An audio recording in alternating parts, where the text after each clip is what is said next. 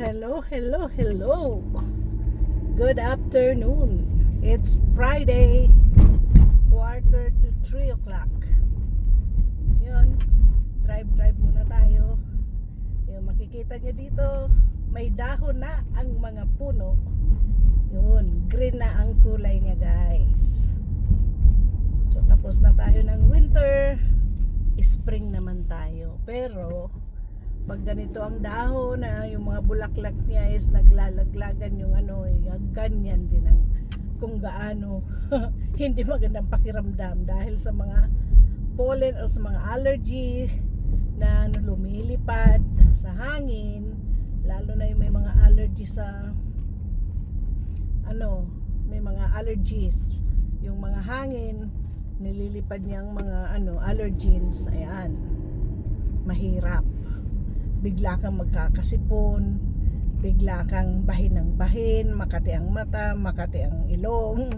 Yan ang sintomas ng mga allergy, na may mga allergy. Ako ngayon na lang ako nagkaroon ng allergy. Ang mata ko naman napaka-dry, tapos yung ba siya, parang ang dami niyang buhangin sa loob, tapos yung siya, mahapdi. Yun ang nararamdaman ko pag ganitong pag ganito yan, naglalabas yung mga dahon na ganyan, mahapdi sa mata. Kahit nasa sasakyan ako na sarado ang mga pag nag-turn on ako ng aircon, ako, asahan mo. Pagbaba ko ng sasakyan, ang hapdi ng mata ko, ang sakit. Yan ang buhay Canada, guys. Pagtapos ng winter, oh my gosh, yan ang naglilinis, guys. Yan maano siya, ang naglilinis ng kalsada, maalikabok kasi inaano niyo yung kalsada, binawalisan, tapos ini-spray ng tubig. Ay, nakalampas na ako dun, bilisan ko na. Baka ang gulong ko parang tingnan ko ang aking gulong.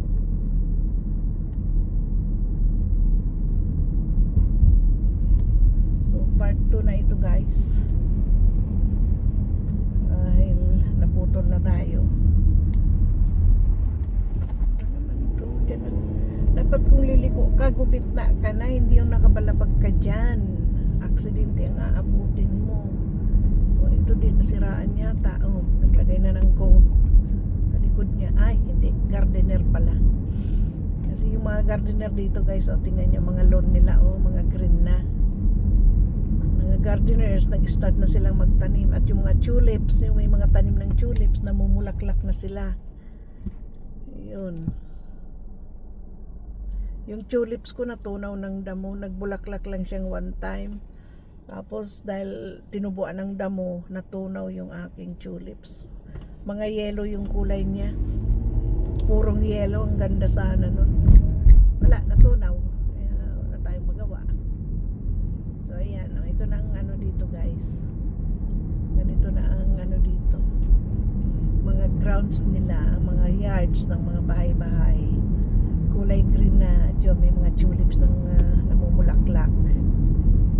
At ako'y malapit na sa Rockland Center, shopping center. Malapit na ako makarating, guys. Tagal ng mga stoplight. Ito pag naabutan ka, matagal. Ayan.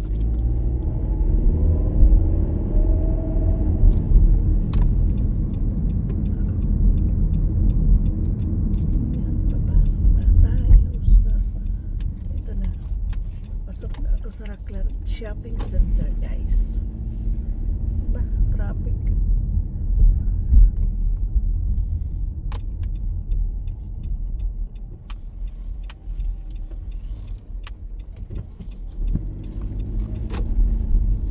Ayan.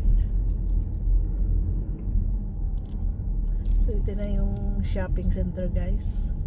Maghanap lang ako ng parking.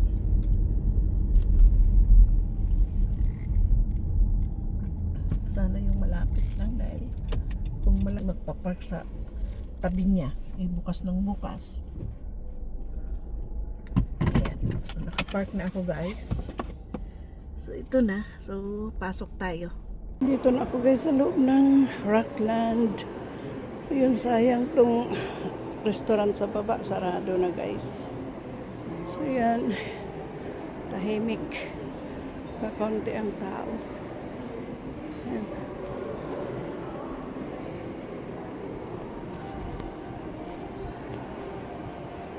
Yung mga ano na ng phone, Swarovski. Yan.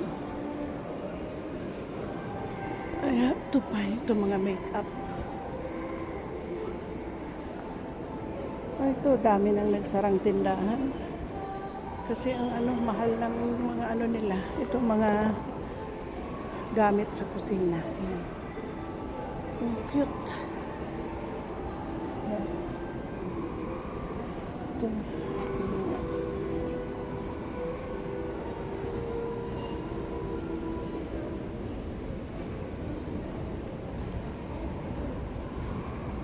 Ayun, yan ang sa baba niya guys, nasa tasa ko. Yan ang mga tindahan sa baba.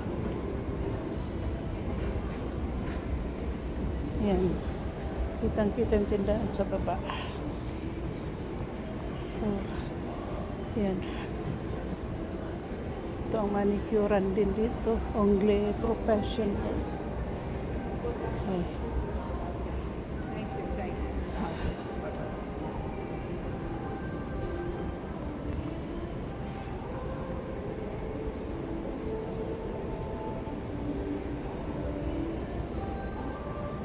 Ito, gawaan ng sapatos. Mahal ng repair dito guys. Ito mga laruan. Tapos ito mga cart ng mga bata. Yung gustong magrenta. Ayan. Tapos yung dating labe. Ayan, nag-close na siya. Ibang tindahan na. Continental na ang pangalan. Ayan. Punta na ako sa flower shop.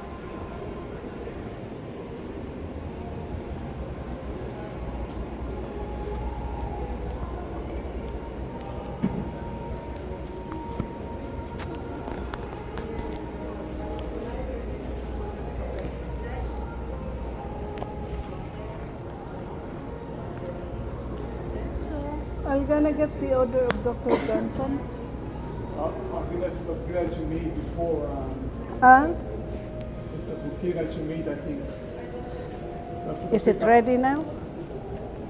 I'm gonna take a picture though. He asked me to take a picture and send it to him. Yeah, the bouquet to meet. That's the pickup. Hi, is it ready? I'm gonna take a picture, he said, and show it to him. Hey, that's a nice. Which one? And you're the aunt, right? No, Anna. Is it for you? I don't know. I'm gonna check my